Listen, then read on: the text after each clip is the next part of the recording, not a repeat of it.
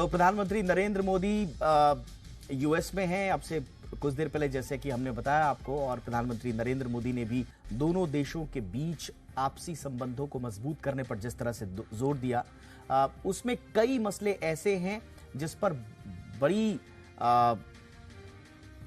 उत्साह के साथ भारतवंशी जो है वो देख रहे हैं। उसमें सबसे बड़ा एक इशू है वीजा का।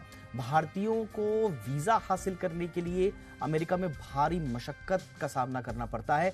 वीजा पाने के लिए 3 महीने से ज्यादा का समय लग जाता है। लेकिन जल्द ही भारतीयों को अमेरिका की तरफ से एक खुशखबरी मिल सकती है। हालांकि रॉयटर्स में ये खबर आई थी कि रॉयटर्स के मुताबिक पीएम मोदी यात्रा के दौरान H1B वीजा नियमों में कुछ बदलाव कर सकते हैं। अमेरिका के साथ उसको मना सकते हैं अमेरिका भारतीयों के लिए वीजा नियमों में कितनी ढील देगा, कैसे देगा, इस पर अब सबकी निगाहें हैं। लेकिन ये कितना बड़ा एक इशू रहेगा दोनों देशों के बीच में और क्या क्या उम्मीद की जानी चाहिए, इस पर बातचीत करने के लिए इस वक्त हमारे साथ बहुत ही खास मेहमान एम्बेसडर मंजीव पुरी सर हमारे साथ जुड़ चुके हैं। पूर्व राजनयिक हैं और विदेश मामलों के जानकार भी हैं। Ambassador Puri, good evening sir, बहुत बहुत स्वागत है। अभी आपने देखा दोनों के जो ज्वाइंट स्टेटमेंट्स आए, गर्मजोशी दिखी, एक शानदार केमिस्ट्री दिखी सर, लेकिन पैरेलली हमारे बहुत सारे इश्यूज भी हैं जिनको हम चाहते हैं कि एड्रेस हों, और उनमें सबसे बड़ा इश्यू तो सर वीजा का ही है। कितना इंपॉर्टेंट होगा और सर आपको कितना उम्मीद है कि वीजा का ये इश्यू इस बार कम से कम एड्रेस होगा? दीपक जी नमस्कार, गुड इवनिंग। बहुत बहुत धन्यवाद, आपने मुझे बुलाया और मुझे बहुत अच्छा लगा कि आपने अभी जो दृश्य दिखाए, सेरेमोनियल वेलकम व्हाइट हाउस में भारत के प्रधानमंत्री का हुआ, उसमें दोनों प्रेसिडेंट बाइडेन और प्रधानमंत्री मोदी बोले और दोनों ने कहा कि हम देखना चाहेंगे कि भारत और यूनाइटेड स्टेट्स की रिलेशनशिप बहुत आगे बढ़े और दोनों के झंडे बहुत ऊंचे लहराए। बहुत अच्छा लगा। आपने अपनी ओपनिंग स्टेटमेंट में बहुत अच्छा कहा, भारतीयों के बारे में बोला, लोगों के बारे में। एंड में तो बहुत सारी ये चीजें ऐसी होती हैं कि देशों के बीच में तो है, लेकिन लोगों के बारे में हो तो उससे उत्साह जगता है, बहुत सारी चीजें होती। मेरा ख्याल यहाँ 2 मुद्दे हैं। एक मुद्दा है H1B वीजा, जो भारतीयों के लिए बहुत इंपॉर्टेंट है, क्योंकि बहुत सारे भारतीय मूल के लोग जो हैं वो अमेरिका में काम कर रहे हैं, कंपनीज में काम कर रहे हैं, और अमेरिका की इकोनॉमी जो है उनके स्किल्स को चाहती है।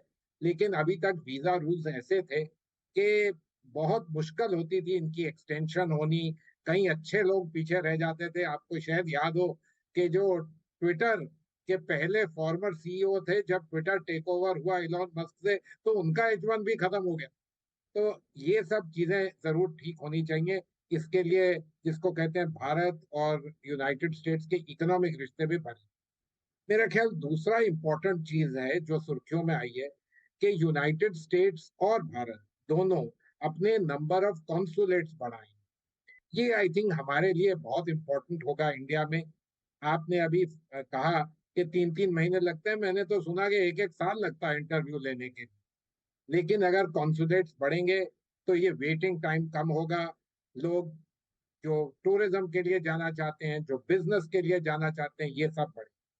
साथ साथ जैसे ही भारत के कॉन्सुलेट्स यूनाइटेड स्टेट्स में बढ़े, जो भारतीय मूल के लोग हैं, जो इंडियन ओरिजिन के लोग हैं, जो इंडियन नेशनल्स हैं, हम लोग उनको बेटर कॉन्सुलर सर्विसेज भी दे पाएंगे। तो आई थिंक ये बहुत इंपॉर्टेंट है और मुझे अच्छा लगा कि सरकारों ने इस चीज को टेकअप किया है। और जो सुर्खियों में आ रहा है वो ये लग रहा है कि कुछ ना कुछ स्टेप्स होंगे जो भारतीयों के लिए और लेट मी से अमेरिकन के लिए भी फायदेमंद स्टेप्स होंगे।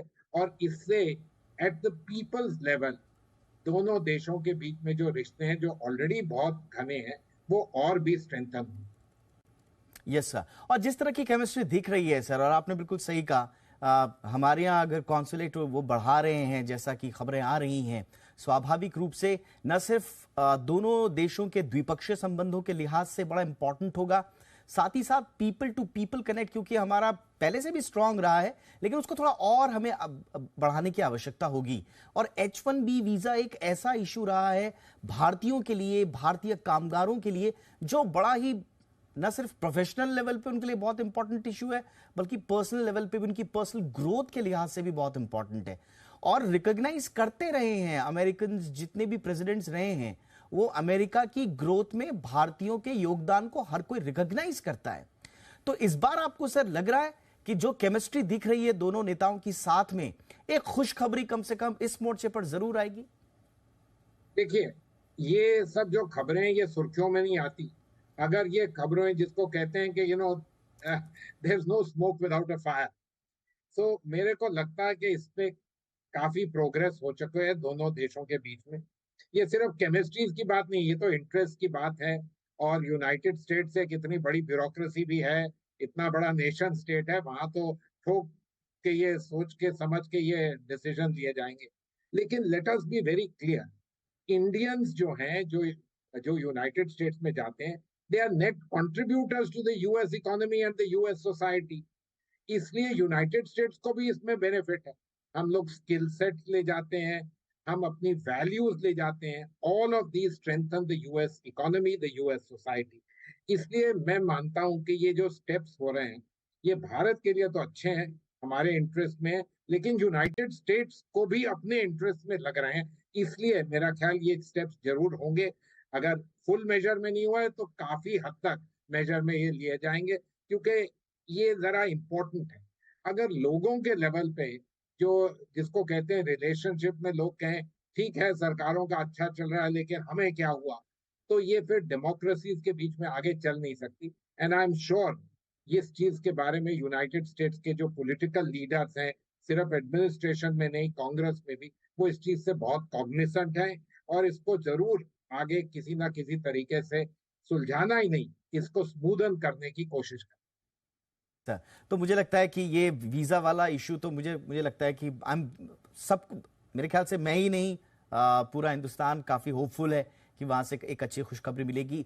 एक आखिरी सवाल सर मेरा, अभी प्रधानमंत्री नरेंद्र मोदी कुछ देर बाद जॉइंट सेशन को भी संबोधित करेंगे और प्रधानमंत्री उन दुनिया के गिने चुने नेताओं में से हो जाएंगे जो ऐसा करेंगे लगातार 2 बार। कितना इंपॉर्टेंट होगा और आज प्रधानमंत्री किन इश्यूज पर फोकस कर सकते हैं अमेरिका के कांग्रेस के इस ज्वाइंट सेशन में सर? दीपक जी देखिए, यूएस कांग्रेस को एड्रेस करना आपस अपने में ही बहुत इंपॉर्टेंट है। और प्रधानमंत्री मोदी जो है वो दूसरी बार एड्रेस कर रहे हैं। ये बहुत ही कम लीडर्स को ऐसा मौका मिलता है। इंडियन प्राइम मिनिस्टर ने पहले भी एड्रेस किया लेकिन अपने सारे टेन्योर में एक बार किया। तो ये एक बहुत अहम चीज। यूनाइटेड स्टेट्स जो है वो जिसको कहते हैं एक सरकार है, एक स्टेट है जिसके 3 अंग हैं। एग्जीक्यूटिव जो प्रेसिडेंट लीड करते हैं, जुडिशरी जिसकी अपने मायना, और कांग्रेस जो अलग से एक बहुत इंपॉर्टेंट एलिमेंट है, और खासकर फॉरेन पॉलिसी। इसलिए मैं मानता हूं कि कांग्रेस को एड्रेस करना बहुत ही उचित ही नहीं, बहुत इंपॉर्टेंट। इस किस्म के मुद्दे, आई थिंक फंडामेंटल मुद्दे जो होंगे वो तो ये है partnership, India United States being jointly there, जिसको कहते हैं फॉर ग्लोबल गुड। चाहे ये पैंडेमिक्स हो, चाहे ये ग्लोबल गुड्स जो है, सप्लाई चेन्स को रेजिलिएंट रखें, ये जो हेजेमोनिस्टिक पावर्स हैं, मेरा इशारा चीन की तरफ है, वो उसकी बढ़ोतरी, इस किस्म की चीजें जो है, डेमोक्रेटिक वैल्यूज को आगे ले जाना, ये सब चीजें होगी।